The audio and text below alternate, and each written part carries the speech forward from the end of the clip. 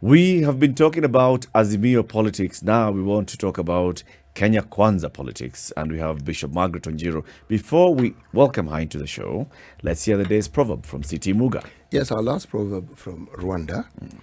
Every crackling hen was an egg once. Every crackling hen was an egg once. Bishop Margaret Wanjiru, please say that. Every crackling hen. Every crackling hen was an egg once. What do you understand by that proverb? I What are the understand Rwandese saying? that it's a reality and life is a process. Started from the egg before you became the hen. In the beginning. In the beginning. What you are now is not necessarily what you were before. And what you are now may not necessarily what you're going to be in the future. No. Yes, but you had a beginning. You And did you have- went through the process to get to where you are now. Welcome to Kenya's biggest conversation, Bishop. Thank It's you. good to have you in the Situation Room. We call that the hot seat. Thank you. Oh, this one. Yes. Very comfortable. Very good. Yeah. We like having all our seats comfortable, especially the hot seat. Before they so get that our hot. guest just feels, easily welcomed into the show. Thank you. Bishop, you're aspiring to be the next senator of Nairobi City County Yes. on a UDA ticket. Yes. Initially, you wanted to be governor. Yes. And it's not the first time that you've expressed a desire Yes. to govern Nairobi City County. Yes. Then conversations happened, and you emerged and said it was announced that you were going for Senate. Give us the details of the conversation that took place there. I mean, it was negotiated democracy, or was it coercion, or were you told, listen, Mama, wewe enda Senate, wacha huyu mwingine aende. What was it? I have a vision for Nairobi County, a great vision, a vision for Nairobi Mpya, not necessarily recreating the whole county, but redeveloping the whole county. We have a very beautiful county, but very badly managed. And any good manager looking at things has always an idea of how things can be done better. And that is me. So I've carried this vision for a couple of years. But I've learned over the years that Nairobi attracts more attention than just us who are visionary about Nairobi. Nairobi attracts top leadership that have their own ideas how Nairobi should run. So when you come up with a vision and you sell the vision to the party leaders, and I must say I really appreciate His Excellency William Ruto. He bought into my vision for Nairobi County. And he said, yes, this is what we should be doing in Nairobi. And we did very well and pushed forward. And when there was supposed to be a by-election in Nairobi, we were winning. But again, there are those who don't think Nairobi should be run the way we think. So they think this way and we think the other way. So whatever happened, happened, and that's how NMS came to be. And thereafter, we decided, no, we won't stop our campaigns, and we continued because my interests and my vision for Nairobi was still alive and is still alive. So what happened thereafter is that now we came to the coalition. The coalition challenges are many because the coalition partners come not necessarily with demands, but also with their interests And expectations. and expectations. So negotiations are done, and they are done away from where we are. So we never even know who said what, who wanted what, who agreed on what.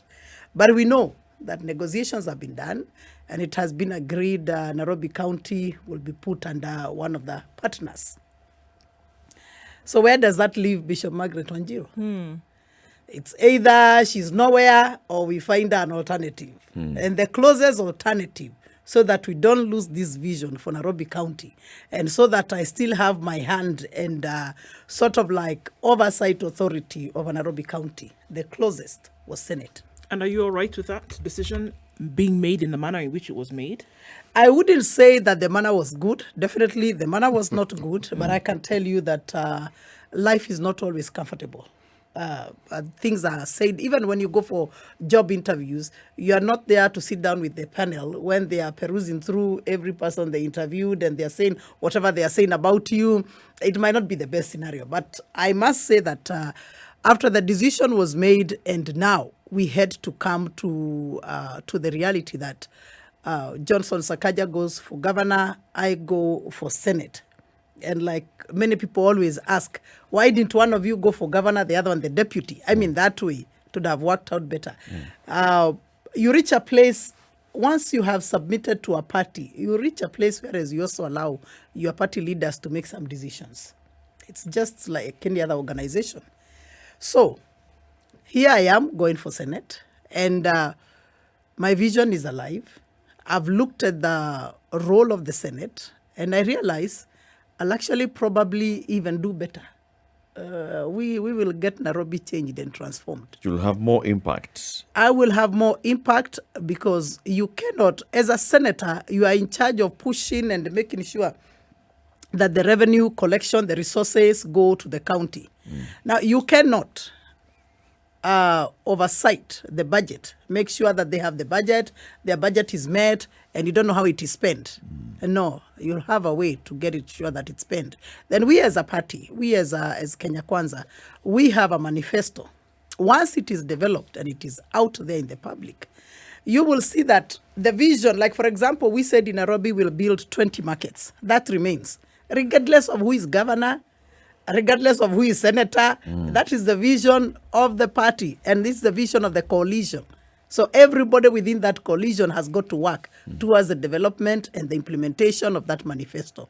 And that is where teamwork comes in. Bishop, you talk about coalition, and Yes. that the conversation happened amongst the coalition partners.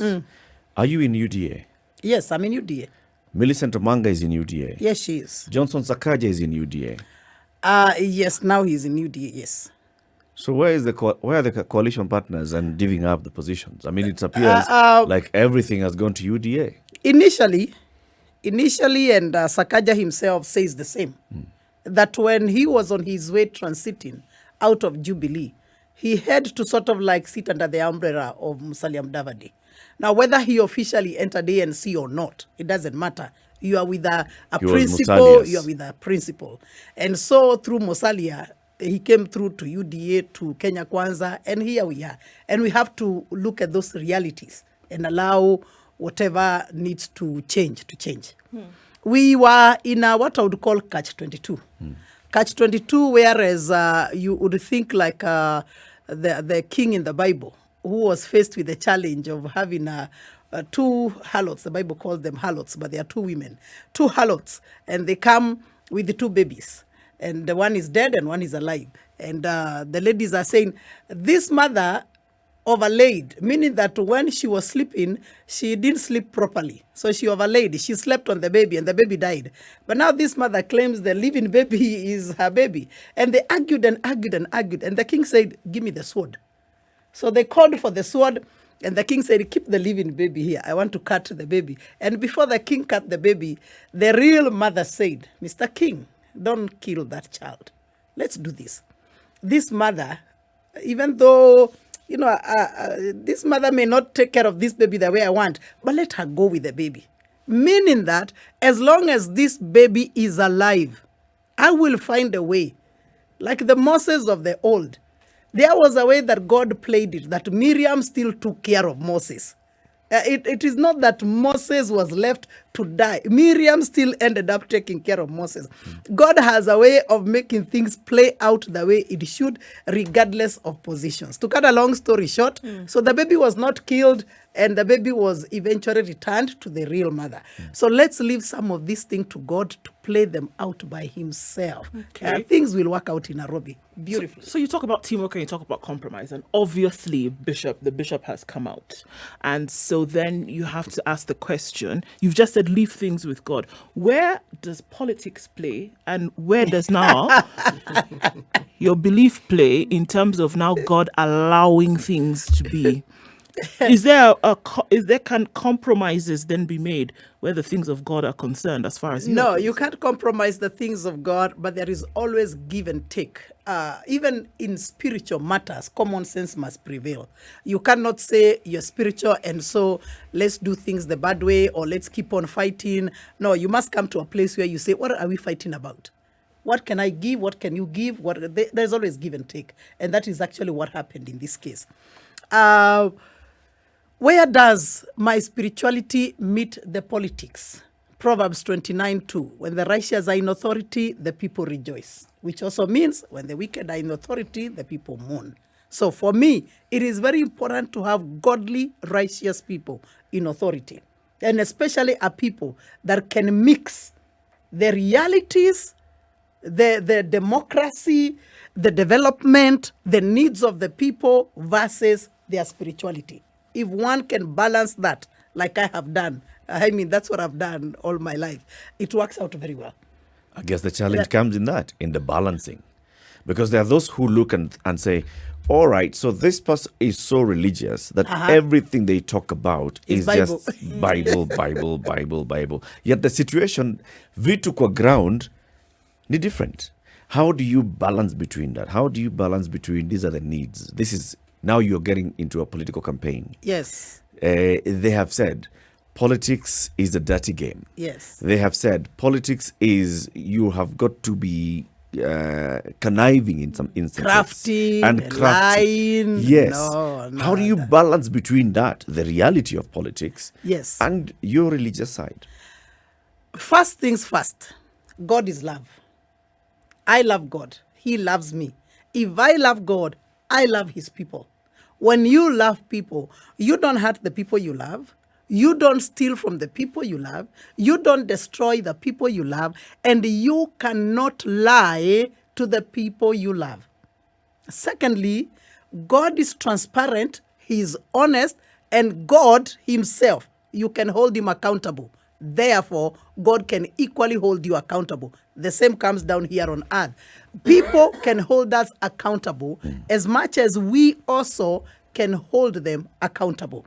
That accountability aspect and being transparent and offering servant leadership is very important to me as a Christian or for any religious person. It's not just about Christianity, by the way. I work very closely with Muslims. They are probably, together with my Christian clergy, the Muslim imams are probably the other lot that really, really supports me. But why? Because of my morals, because of honesty, because of integrity, because of transparency, and because we can sit and plan and implement together. If you have servant leadership, there is no problem mixing or even balancing the Christianity or whatever religion you are in with the politics. The problem is when you have no conscience and you are there and you are wicked mentally, spiritually, in every way. You see big money and you are thinking about how you will steal it. You see people suffering and it doesn't touch your conscience. You don't even care about them. Now that is wrong.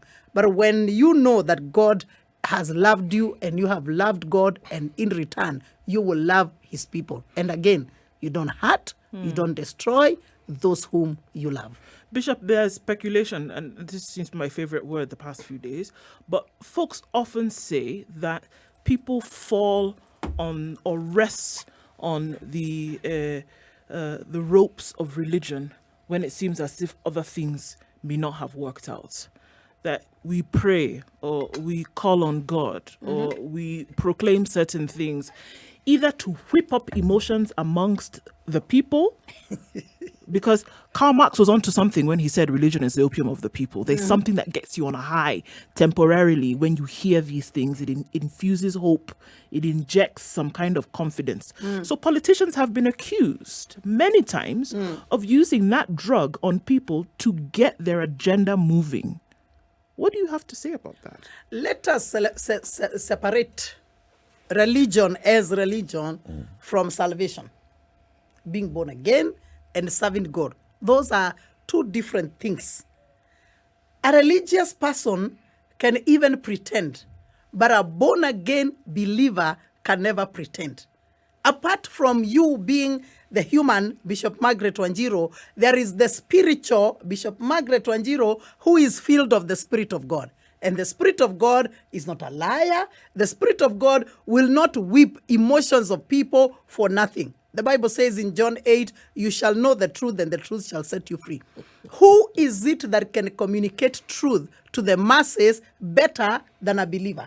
Better than this one who is truly born again.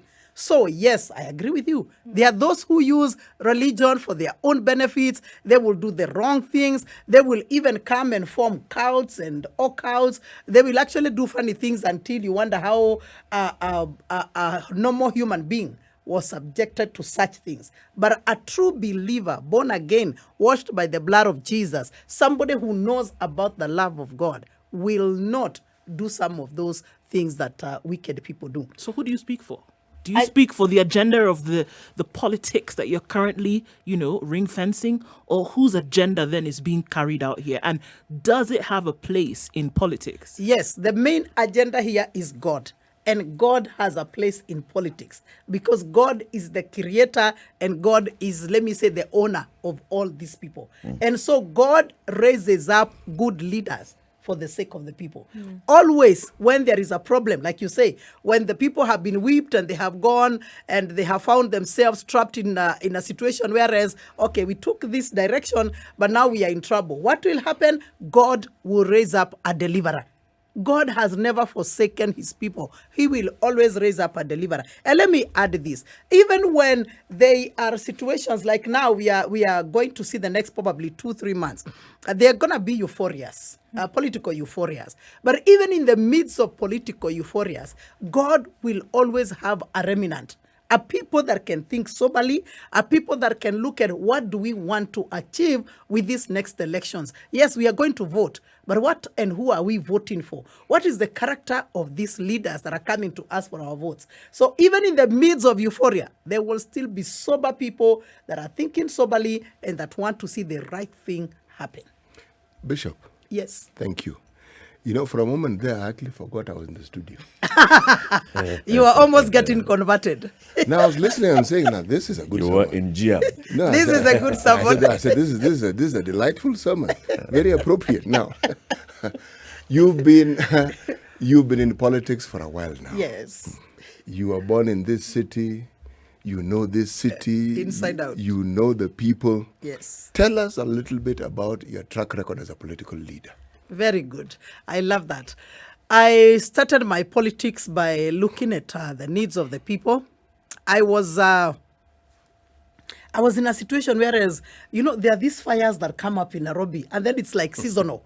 So this village is burning, that slum is burning, that market is burning. And I have a project called Good Samaritan Project. So through the Good Samaritan Project, I would be there taking people to hospital, paying their bills, supplying food, supplying blankets.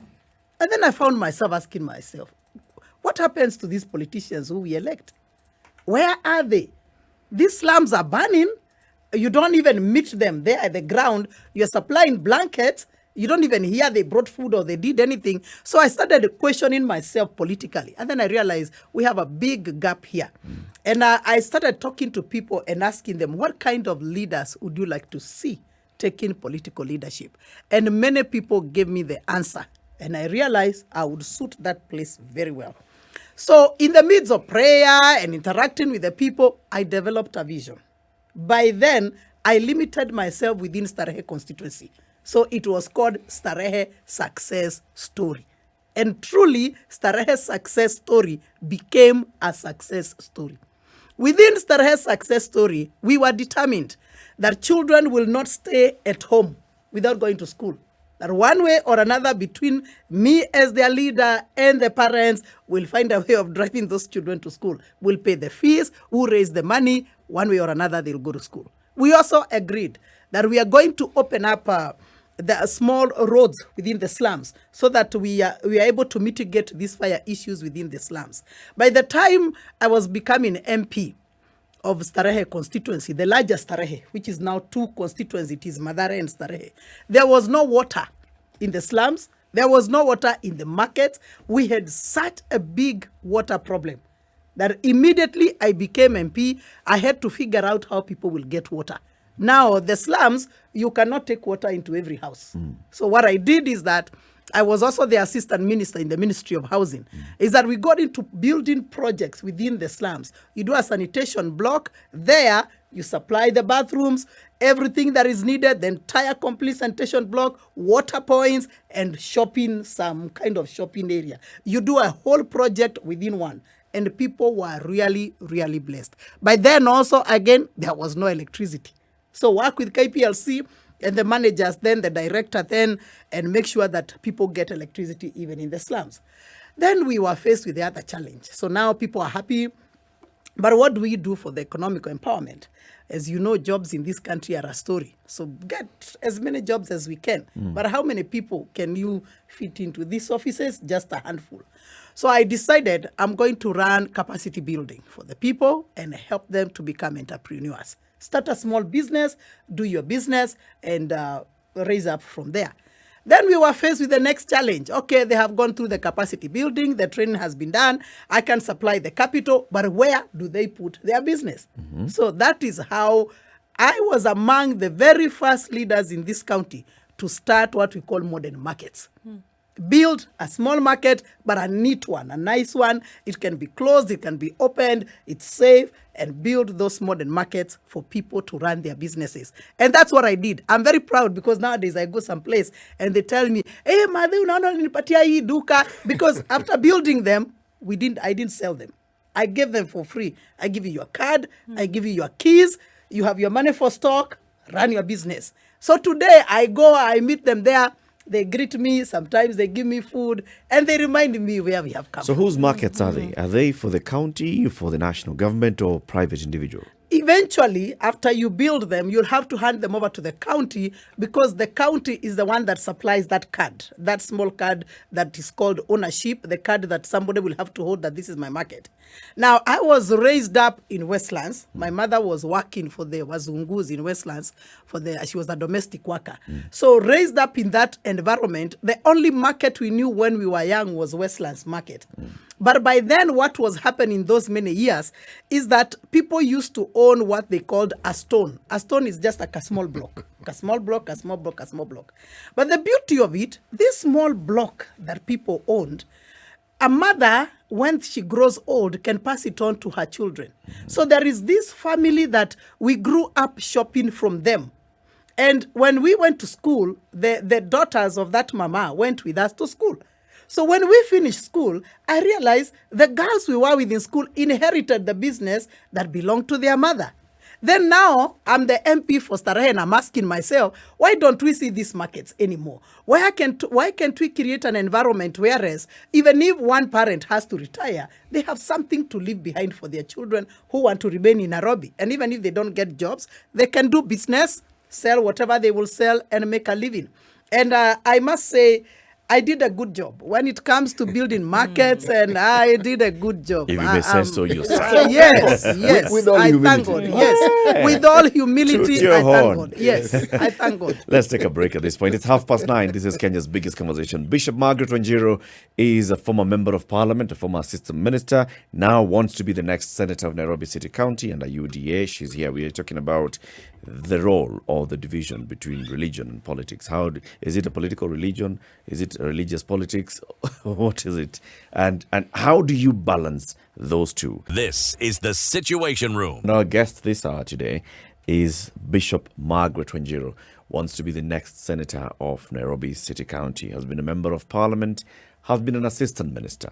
So when it comes to issues of legislation, representation and oversight, you understand very well. You said at the very beginning that in fact you look back and you think this was actually a better decision at this particular point for you to go to the Senate Yes, as opposed to being in the executive of the city county. yes. In those three things, representation, oversight, and legislation, why do you think a Senate is as important as you put it? Having been an MP and having seen how resources are used, I think, and I'm yet to qualify my statement, but I believe this is true. I think Kenyans, even after devolution, we have not fully implemented the role of the senator. The day we will fully implement that oversight, that is when corruption will end in counties. Again, as I said earlier, you can't be the one pushing for resources, looking at the relationship between the national government and the county government and making sure that the resources get to the county government, then you fold your hands. No. Look at even your own home. You can't be the one who brings all the income, put it on the table, and then mununua chakula, do what you're doing, then you leave it at that. No. You must call everybody to accountability. And that, to me, is a role I will play well. That did we say we are building 20 markets for the people. So now, so far we have done 2 or 3. So this was the budget. How much have we spent? As we oversight, we must also offer ourselves to make sure that the resources have been spent and spent well, and that we stick to our goals. If we don't do that, we are going to, 5 years is very short. We are going to finish the 5 years and then start asking ourselves, why didn't we do what we promised? Simply because nobody was holding the county government accountable. So in my oversight role, rest assured, the county government will have to deliver. But there's double, or we could even say triple oversight in a county. Yes. The most immediate oversight is being offered by the county assembly. Yes. Which is the one that looks at the executive's plans and budgets and approves the budgets. Yes. And approves the programs and the CIDPs Yes. of the executive. At county level, at the Senate rather, you are looking at reports that have come to you from either the Auditor General, the Controller of Budget, and you're looking and saying, all right, so this passed before the County Assembly, now it has come to the Senate, and you're only asking those top-level questions. How will you implement those? The county revenue bill is under the control of the Senate. So the Senate is the implementer of the county revenue bill. The Senate will have to hold accountable the people doing the job. It's a good example of if you go to the government ministries, you have a PS, then you have a cabinet secretary. The cabinet secretary is the governor. The PS is like the senator. There has to be that accountability. If there is no accountability, then how do you say as a senator, we did well in Nairobi County, while practically speaking at the grassroots, you cannot see any work that was done with the money, that the revenue that came through, and yet you were in charge of the county revenue bill. You must be able to trace, this is the much that came in and this is the much that was spent. Otherwise, we end up with the same stories that all the money that came into the counties was spent for paying workers, buying tea and newspapers and ABCD, nothing against And your benchmarking newspapers. trips. Financing trips, 1, 2, 3. So for me, I think that oversight role is much more than just sitting at the Senate and calling different agencies and asking them questions. You really must be involved in what is happening in the county. There are those who actually have the view that being a born-again Christian and being a politician is like water and oil. They are very wrong. The two cannot mix. And then there are also those who added and said that, even when a Christian has the best of intentions, they said bad company corrupts good morals. Good morals. Yes, and there is no place that exemplifies it more than Parliament, because there, the examples that we have, God Almighty, indeed. But also, the Bible says, work out your salvation with fear and trembling. I was in Parliament, very active member, and in the midst of very interesting people. And and I must say that a few of us, not me alone, but a few of us that stand for what is right and who are what I would call strong Christians or strong religious people, we were not compromised. We were not compromised at all. Humanly speaking, Yes. when these conversations are being had or when these proclamations are being made, somewhere inside of you, do you think that people ought to believe you or that people ought to go along with what you're saying because of your belief and practice of Christianity? Apparently, everyone, even us in this room, whatever you do in relationship with other people, you look for somebody you can trust. Whatever manner of relationship, trust must come into play.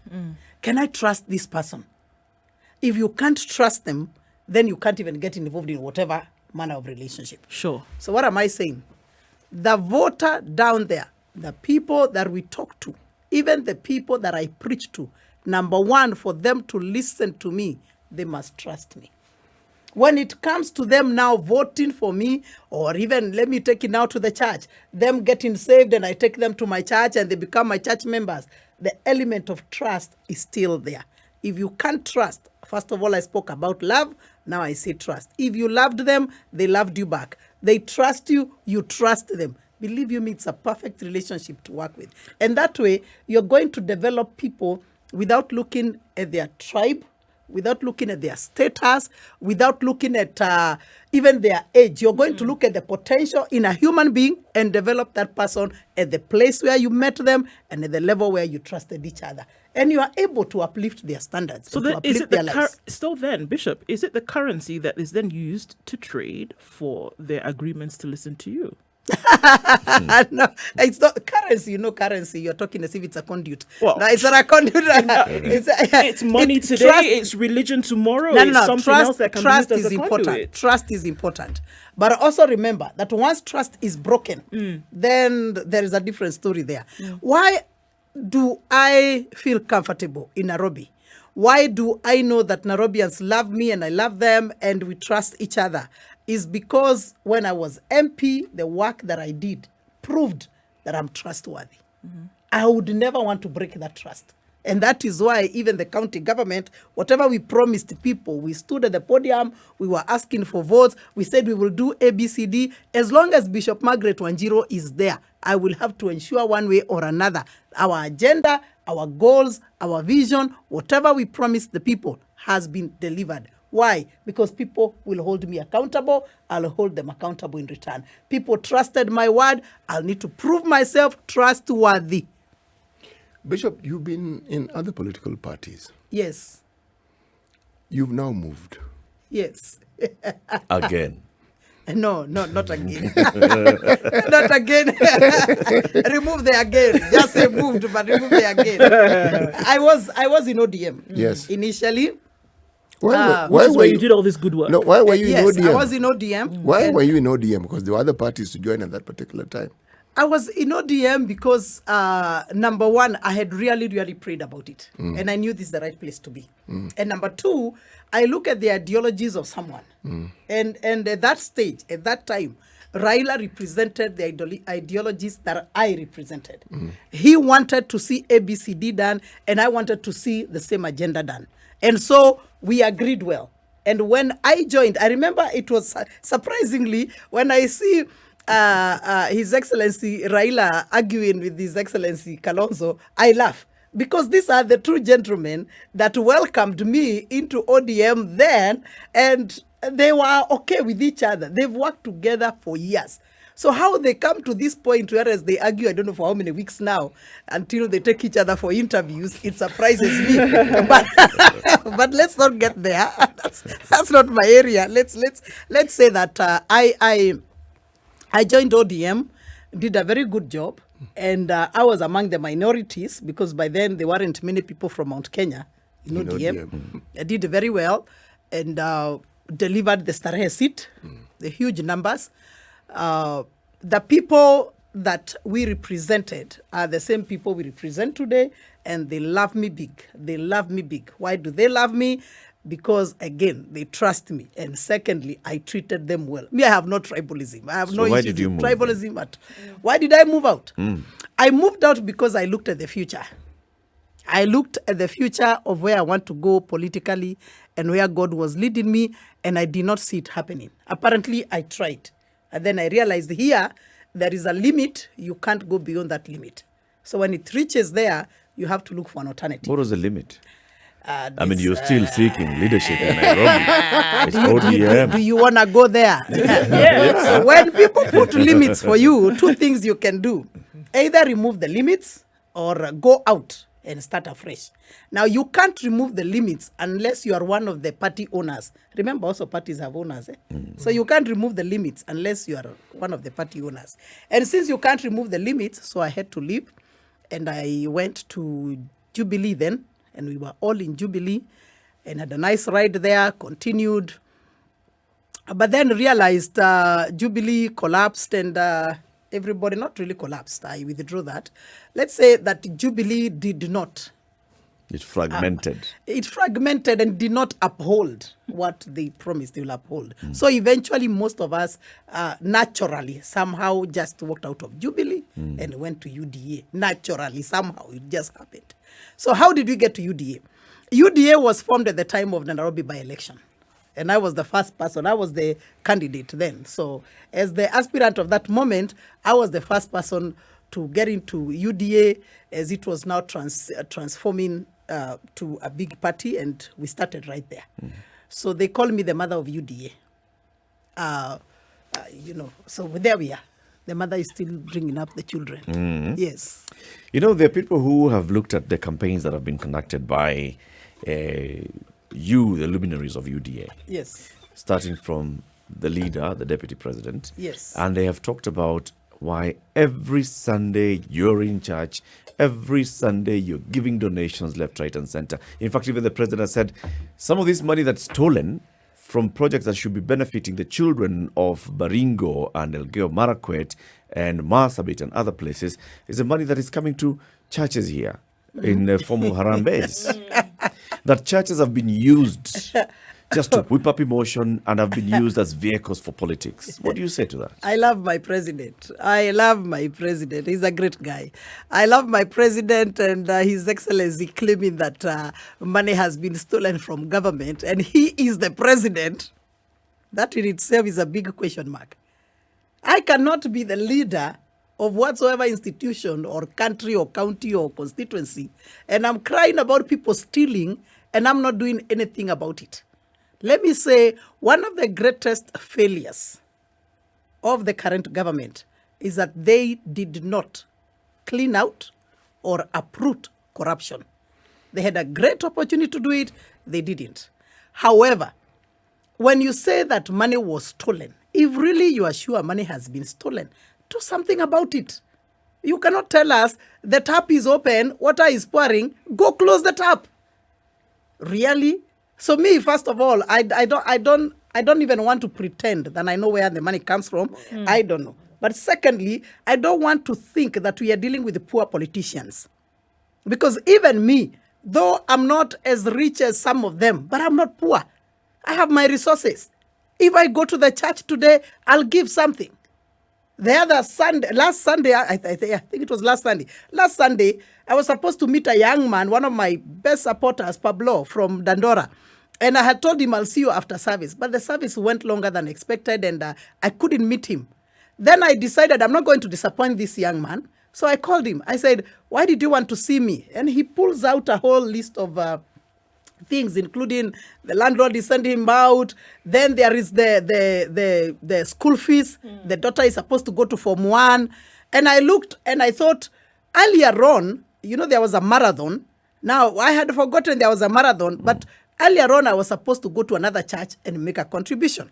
So I decided, since I did not make it to go to that other church, that contribution I was going to make there, I'm going to take that envelope, the money the way it was, I didn't even remove a penny, and I'm going to give it to this young man called Pablo. And I gave him the whole envelope. The man cried and cried and cried. I had to say, please take him out of here. It was a miracle to him, but for me, it was joy to meet his needs. If you can help someone, help them. Now, you cannot tell me that I cannot give my money to Pablo. Why? Because first of all, brother, it's not your money, it's mine. Secondly, it's my nature. It's in my heart for me to give. Give everything. If I feel removing this jacket or removing my shoes and giving someone, give them. Bishop, as you say all those things, there are churches that have said, we do not want this. All right? The Catholic bishops have come out and said this. The Archbishop of the Anglican Church has said, when you're coming to donate, we want to know, first of all, the source of your money. At least let's trace something. But then the other churches, like the one you lead and the other Pentecostals, are very free and open to bring in all the money. And that's where the questions are now raised by some in the political conversation.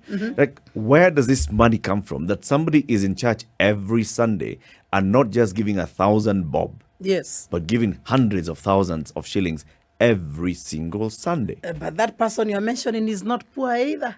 If he has money to give, let him give. In fact, if he has some to give next Sunday, he's welcome to GM. Let him come and give. Let me tell you something. Don't you feel like at the leadership of the church? Yes. Don't you feel you want to do a bit of lifestyle audit? I mean, I know your source of livelihood. I know, for example, you work in government, and this is your salary. And you have businesses that you run. And there's what you declared because you signed the declaration, and you have known you for many years. But suddenly you are giving out 1 million shillings every month or more. But don't you think that also the senior politicians have got supporters who support them? Mm-hmm. They do. You do. They have supporters who support them. They have people who donate into their kit. Do I and you know those people? No. No, we don't. In actual fact, sometimes we don't even call them supporters. We call them sponsors. They have people who sponsor them. You and me don't know them. No. And if they are using that money to do good work, like building churches and helping churches and building mosques. The other day, the deputy president sent us to take 1 million shillings to mosques. And he sends me, Bishop Margaret. And this is money that is going to the mosque. And I called the imams and said, this mosque, 500,000, the other mosque, 500,000. I mean, what's wrong with that? Those mosques wanted to do some work that was not complete for so long. So if he can help, why not help? And it's not just churches he built. He also built mosques. He builds schools. He builds people's lives. He gives people money for business. For me, yeah, it's great. Because he or anybody is interested in the actual development, or because it's a trade-off for support politically? It's not a trade-off. It is his nature. And if you have heard his wife say it many times, that guy would even give his shoes and walk back home without shoes. It is in him to give. I just gave an example. Some of us, it is in us. You just give. And it is allowed. One day, I gave an evangelist a car. He couldn't believe it. Wow. So he drove out. Bishop, am I allowed to To become an Tonga. He drove out. Let He me might tell be an you. evangelist I by can 10:01. become an evangelist today. Any Even now. moment. I gave him a car. You know, he drove out without asking me for the logbook. So I'm looking at him and I'm thinking, so why are you going with a car without a logbook? But him is that the he car. got the car. So a few weeks later, I called him up and say, it's called Bogwa. I said, Mubiri, you went without the logbook. So just come and get the logbook of the car. And he says, is it debt free? I said, of course. Why should you think it owns somebody this and that? So what am I saying is this. The giver, the receiver, and the giver. We must now reach a place here as we accept that it is normal for some of us to give. And also the receiver must also accept it is normal to receive. We read in the chronicles, in the histories of the revivalists who were there before us. One children's home was praying for food and they had no food. And then all of a sudden they had kuru kuru kuru outside there and they wondered what is happening. And when the leaders went to see what is happening by the roadside, they found a truck full of milk had an accident outside the children's home. And now that truck can't move anymore. And the milk will go And bad. the milk will go bad. So guess what? The children's home got supply for a very, very long time. What am I saying? God has a special way of providing for his people, and the receiver and the giver must be willing to give and to receive. Accept your miracle as it comes. Yes. Thank you, Bishop. Alete Sunday kwetu. Thank you He's very allowed. much, Bishop. Thank you for joining us today. Yes. We'll invite you again, of course. We'd like to have a debate, a senatorial debate in Nairobi, especially between you in UDA and Kenya other- Kwanza. yes. And Erin Sifuna, ODM, and Azimio, right? So you come in here, both of you, let's hear. Yes. Who is it that is best to represent Nairobi in the Senate? But can I give a parting shot? Yes. Please. Okay. One day, recently, when COVID came, I got COVID and I was admitted in hospital, ended up in ICU, blah, blah, blah, blah. So anyway, I got healed and the doctor said, after about 2 weeks or so, make sure you get an x-ray, bring it to me. I need to make sure everything has cleared. So I went for an x-ray in a different clinic. And this guy who was taking my x-rays, I'm now dressed up, I'm ready to go. And the guy is still laughing.